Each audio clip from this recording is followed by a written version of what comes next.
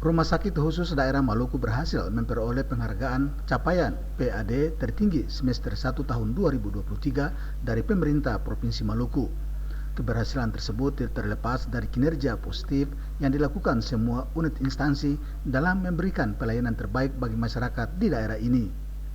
Hal itu dikemukakan Direktur Rumah Sakit Khusus Daerah Maluku, Dr. Shirley Yakobus, kepada awak media di ruang kerjanya.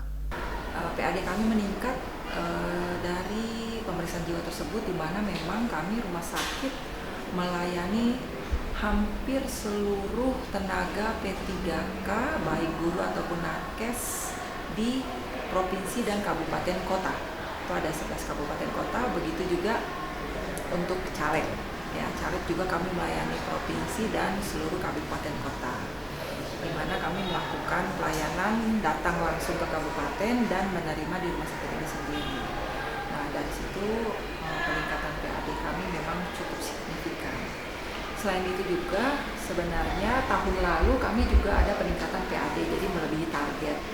Nah, itu juga disebabkan oleh pelayanan, kami kan sudah mulai buka lagi pelayanan non-jiwa, di mana SDM kami juga terpenuhi dan penunjang-penunjang di rumah sakit ini juga sudah bisa berjalan.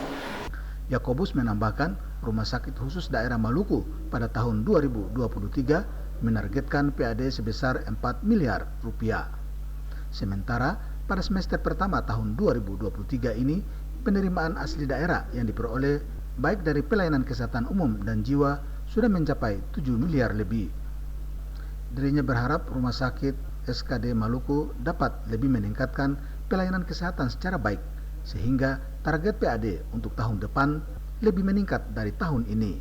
Ongan Limba dan Junaidi Asriel melaporkan.